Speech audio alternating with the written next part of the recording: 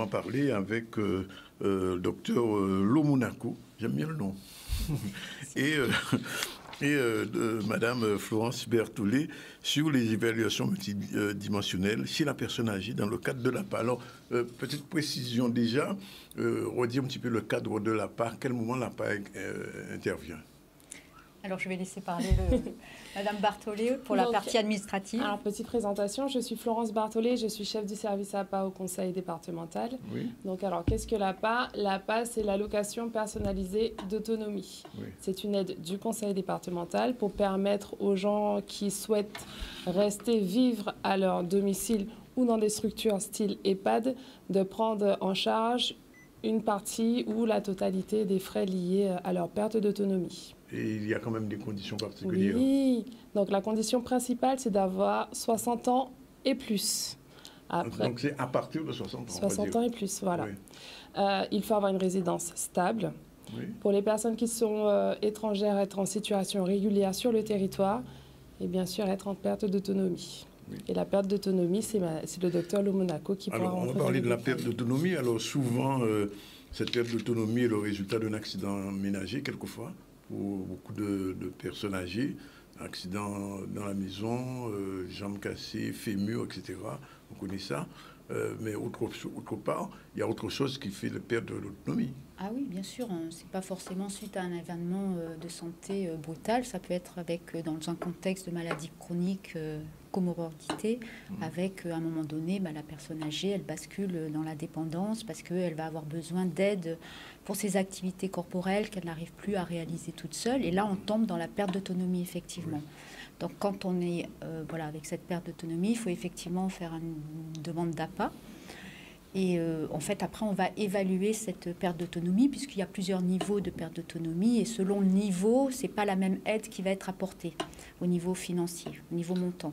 Mais, la question, la perte d'autonomie n'est pas une pathologie ou c'est une pathologie? Ah non, nous on n'évalue pas la pathologie. Nous on évalue la perte d'autonomie qui peut être conséquente d'une pathologie, mais qui peut aussi s'être installée de manière insidieuse avec l'âge, pas forcément avec une pathologie bien déterminée. Oui. On peut avoir des personnes âgées qui ont une pathologie assez importante et qui ne basculent pas dans la perte d'autonomie pour autant. À l'inverse, on a des personnes âgées qui, il n'y a pas forcément une pathologie, mais elle va basculer dans la perte d'autonomie. Il y a d'autres personnes aussi, elles sont fragiles. Et il faut savoir que la fragilité, c'est réversible. Si on n'agit pas dessus, le moindre événement de santé, on va basculer dans la perte d'autonomie, en fait. Alors, j'ai envie de vous poser la question autrement. Est-ce qu'il y a des pathologies qui entraînent nécessairement une perte d'autonomie? Alors, par exemple, s'il y a un accident vasculaire cérébral avec brutalement la personne, elle est hémiplégique, qu'elle ne récupère pas après les soins, la rééducation, elle peut. Il y a certaines personnes âgées qui récupèrent malgré tout. Là, elle va forcément basculer dans la perte d'autonomie. Parce que elle va récupérer peut-être ou pas du tout son autonomie. Et là, effectivement, il va falloir qu'on puisse intervenir pour l'aider à accomplir les actes essentiels de la vie quotidienne. Par exemple, les pathologies, je ne vais pas dire les plus répandues, mais dont on parle souvent, Parkinson, Alzheimer, sont... Ouais. Alors oui, effectivement, donc la maladie d'Alzheimer, alors au tout début, on peut avoir des troubles cognitifs débutants avec un besoin d'aide, on va dire, plus pour les activités domestiques. Donc là, quand c'est uniquement les activités domestiques, c'est pas l'APA. On commence à avoir un besoin d'aide et dès qu'on bascule dans les aides nécessaires pour la réalisation des activités corporelles, là, on bascule dans l'APA. En fait. Mais c'est vrai qu'au début de la pathologie, il n'y a pas forcément cette perte d'autonomie flagrante. D'accord. Et vous, en tant que médecin, vous intervenez comment? Alors, moi, je suis le médecin de l'équipe médico-sociale. Donc, une fois que les dossiers sont instruits au niveau administratif, puisqu'il faut qu'un dossier soit complet avec toutes les pièces nécessaires, j'ai un certificat médical qui va déjà m'indiquer, voilà, si la personne, et c'est très important, elle a cette pathologie Alzheimer, enfin avec une maladie neurodégénérative, parce que nous, c'est une indication importante, parce qu'on peut très bien aller un jour et la personne, elle va dire, ah mais moi je fais tout seul. Oui. Et si nous, on a cette pathologie sur le certificat médical, on va quand même en arrière-pensée, se dire il faut vérifier qu'elles nous disent bien les choses, donc auprès de soit des professionnels, soit de la famille, qui vont nous dire peut-être, bah non, elle a dit ça, mais en réalité, elle ne fait pas ça. Voilà. Donc ça, voilà. Donc après, l'équipe médico-sociale, donc je suis le médecin, et il y a une équipe d'infirmiers qui sont répartis sur tout le département et les dépendances, et qui vont faire les évaluations à domicile.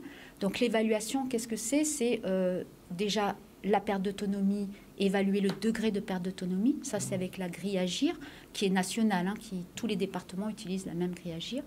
Donc, on va évaluer, il y a 17 activités à évaluer, savoir si la personne, elle est capable de la réaliser seule, pas du tout ou partiellement.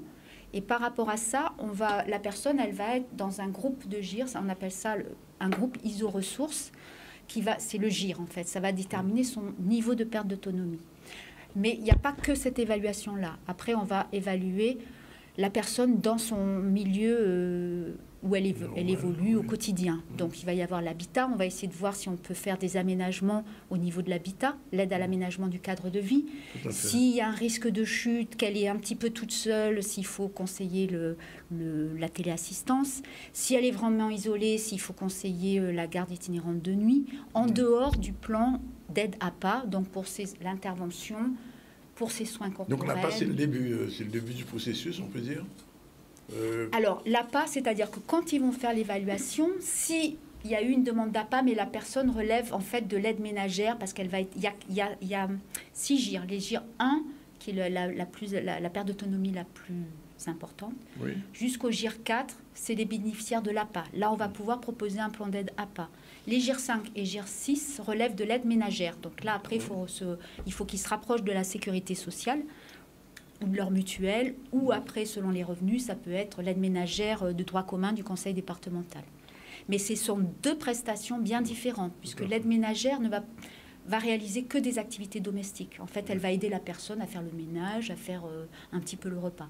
À partir du moment où la personne elle a besoin d'aide pour sa toilette ou pour s'habiller, là, c'est l'APA. Justement, je me tourne vers Madame Berthollet. Puisque...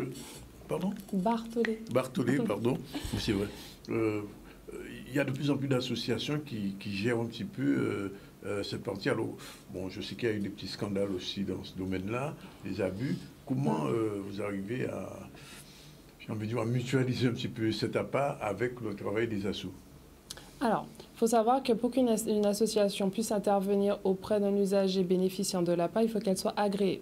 Donc, agréée par le conseil départemental. Donc, on a toute une liste d'associations agréées à la disposition et qu'on communique de toute façon aux usagers pour qu'ils puissent faire appel s'ils font le choix d'un prestataire. Parce que une fois que vous avez votre plan d'aide, vous avez deux modalités. Soit vous passez par l'emploi direct, c'est-à-dire de recruter une personne de votre entourage, ou soit passer... Qui ne sont pas agréés par... Ah non, ça peut être l'enfant, ça peut être la cousine, c'est une personne de votre choix. Et là, on parle d'emploi direct. Oui. Voilà. Ou vous pouvez passer par une association, donc le fameux prestataire de services, et là, on vous fournit toute une liste, et c'est à l'usager de choisir Et dans ces cas-là, est-ce que c'est la collectivité qui rémunère l'association ou c'est le patient? Donc, alors, quand vous faites un plan d'aide, il faut savoir que les revenus sont pris en compte. Donc, on peut prendre en charge la totalité du plan d'aide ou une partie. Donc, quand un usager passe par un prestataire, on paye directement le prestataire, mais pour certains dossiers, il y a un taux de participation. Et cette participation-là, c'est à l'usager de payer directement son prestataire. Et qui détermine les 2 pourcentages? Alors, le pourcentage, en fait, est déterminé au moment de l'instruction du dossier en fonction des revenus, en fait, du foyer. Ce n'est pas que du demandeur, c'est le demandeur et son conjoint. Alors ça, c'est le premier niveau, c'est les travaux domestiques. Mais il y a aussi les infirmières dont parlait le docteur. Oui, mais en fait, les infirmières dont parlait le docteur... Pour les soins, je parle pour les soins, pas pour l'évaluation. Hein. Alors, En fait, nous, les infirmières du conseil départemental, elles vont évaluer au domicile. Et après, moi, je vois tous les dossiers avec elles. Oui. Mais s'il y a une infirmière qui intervient pour les soins, des soins quotidiens, toilettes, etc. Alors ça, c'est payé par la sécurité sociale. Au même titre, ça n'a rien à voir avec l'APA. Si, alors ça n'a rien à voir avec l'APA. Simplement, si par exemple, il y a l'infirmière qui fait déjà la toilette et qui assure l'hygiène de l'élimination, c'est vrai que nous, dans le plan d'aide, on ne va pas payer en doublant ce qui est déjà payé par la sécurité sociale, puisque c'est déjà réalisé par une infirmière libérale. Voilà, la différence, elle est là, en fait.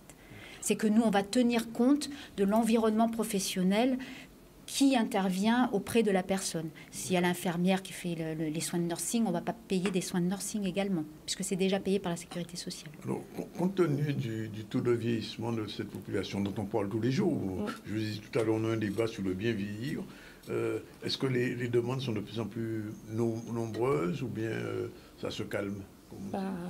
Vous avez tout à fait raison, c'est exactement ça. Il faut savoir qu'actuellement, on a environ 7500 bénéficiaires actifs. Donc, c'est 7500 personnes qui bénéficient déjà de l'APA. Et tous les mois, on a environ 900 nouveaux dossiers qu'on appelle, nous, première demande. Sans parler des révisions. Parce qu'en fait, le plan d'aide est défini à un moment présent. Sauf que le plan d'aide, il évolue avec, en fait, la perte d'autonomie. Donc, au cours des années, un usager peut demander une révision, une réévaluation de son plan d'aide. Donc, ça, c'est autant de demandes qui nécessitent une nouvelle évaluation à domicile. Ça veut dire que c'est un service qui est en train d'exploser. J'ose pas dire ça, mais enfin... On arrive pour l'instant, on arrive. Vous arrivez à... Oui, mais après, ce sont des choses que notre président et notre direction, ils sont conscients de tout ça. Donc, on attend des renforts dans les prochains mois. Alors, l'autre petit problème, au vu de ce que vous dites, c'est j'ai souvent entendu dire que les associations, même agréées, la compétence n'est pas toujours au niveau requis. Alors, est-ce qu'à ce niveau-là, il y a... je ne sais pas si une évaluation ou comment ça se passe, parce que je ne vous dirai pas ce qu'on m'a dit avant de venir à l'émission, mais il y a des parents qui ne sont vraiment pas contents des prestations qui sont offertes par les prestataires agréés, je veux dire. Oui, alors c'est pour ça que c'est très important, et je le dis souvent aux gens quand je les ai au téléphone, quand il y a quelque chose qui ne va pas, il faut nous le faire remonter. Parce que sans vous, on ne peut pas agir en fait. Le point de départ, c'est vraiment l'usager. À partir du moment qu'il se plaint d'une situation, il nous le fait savoir et nous, on est en capacité et en mesure d'agir. Si on n'a pas de retour, malheureusement... Oui, donc il n'y a pas d'enquête à ce niveau-là. Non, il y a quand même des contrôles, sauf erreur de ma part, du service de tarification. Oui. Voilà. Ça arrive même de notre côté, au niveau du service, qu'on reçoit une plainte de l'usager, on demande à ce que le service du contrôle de l'effectivité aille sur place pour mener une enquête. Non, on réagit quand même. Non, je vous dis ça pourquoi? Parce que quelquefois, bon, on ne fait pas quelquefois, de plus en plus, ces associations se créent. Bon, elles remplissent un certain nombre de données, mais j'ai envie de dire, comme on dit en latin, elles se créent ex abrupto. Je veux dire, on crée un asso pour servir des personnes âgées, mais le niveau de formation n'est pas toujours... au niveau de la demande, quoi. C'est ça la question. Hein. C'est peut-être même pas exprès, mais enfin, j'écoute on m'a dit tout à l'heure, des gens qui sont payés pour 2 heures font une demi-heure, par exemple.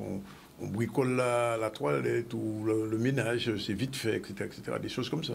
Non, mais ça je l'entends et c'est pour ça que je vais encore me répéter, mais quand ça arrive, il faut vraiment nous le signaler. Il faut nous le signaler pour que nous, on puisse agir. Oui. Alors, qu'est-ce que vous avez envie de dire aux gens qui nous regardent, des gens qui sont ce midi, qui ont un parent de plus de 60 ans, 70 ans, ou 80, etc., et qui n'est pas encore pris en charge par l'APA? J'ai envie de leur dire qu'on est là pour eux, hein. On travaille au quotidien pour eux, donc ne pas hésiter. En plus, un petit scoop sur votre antenne. On a travaillé et on va lancer dans les prochains mois, voire prochaines semaines, le dossier unique. Le dossier? Le dossier unique. Oui, ça veut dire moins de paperasserie? Ça va faciliter la vie des usagers, puisqu'en fait, ils n'auront qu'un seul dossier à remplir et à l'aide d'un petit questionnaire, ils sauront directement s'ils doivent l'envoyer à la CGSS ou bien au service APA. Et ils verront aussi qu'on demande beaucoup moins de pièces, donc le dossier est beaucoup plus facile à remplir. Le dossier unique démarre quand? Alors, il est déjà lancé dans les autres départements. Nous, d'ici un mois, grand maximum, il sera téléchargeable sur le site du conseil départemental et également sur celui de la CGSS. Pas de numéro de contact pour... Alors oui, donc l'accueil du service APA, c'est le 05 90 99 79 97. Je peux également laisser une adresse mail, hein, c'est DPAPH. D-A D. Oui. P. P. A. A. P. H. Oui. Point APA @cg971.fr. Docteur, quand vous faites vos évaluations, c'est arrivé que vous refusez par exemple un dossier? Alors, le refus d'un dossier, c'est quand la personne n'est pas éligible à l'APA, parce que justement, elle a été évaluée GIR 5, GIR 6, donc elle relève de l'aide ménagère en fait. Oui. Voilà. Alors, comme elle disait, l'avantage du dossier unique, c'est qu'il y aura une orientation dès le départ, plus ou moins, soit aide ménagère, soit APA, en fait. Puisqu'il y aura le petit questionnaire qui va orienter, est-ce que vous relevez de l'aide ménagère? Enfin, ça va orienter vers l'aide ménagère, ou si la personne va effectivement relever de l'APA. Donc, elle va pouvoir s'orienter vers la bonne prestation, en fait. Et quand nous, actuellement, on fait un rejet, c'est parce qu'elle n'est pas éligible à l'APA. Sinon, on ne fait pas de rejet quand la personne, elle... Donc, la question, je vais la reposer à Mme Barthollet. En ce qui concerne les personnes qui sont étrangères à la Guadeloupe, c'est-à-dire qui n'ont pas la nationalité guadeloupéenne, qui sont caribéennes, etc., qu'est-ce qui se passe? Ils peuvent également faire la demande d'APA. Il suffit juste qu'ils soient en situation régulière. Oui. Voilà. Ah, d'accord. C'est tout. Bon. Mais sinon, leur demande sera traitée comme n'importe quel concitoyen. D'accord. Bon, on a bien compris. Peut-être un dernier mot, docteur, peut-être, non? Écoutez, comme ma collègue, il ne faut pas hésiter. Si vous avez un besoin par rapport à votre perte d'autonomie qui concerne effectivement les activités corporelles, il faut faire une demande d'APA. Bien. On vous remercie d'être venu. Merci à vous.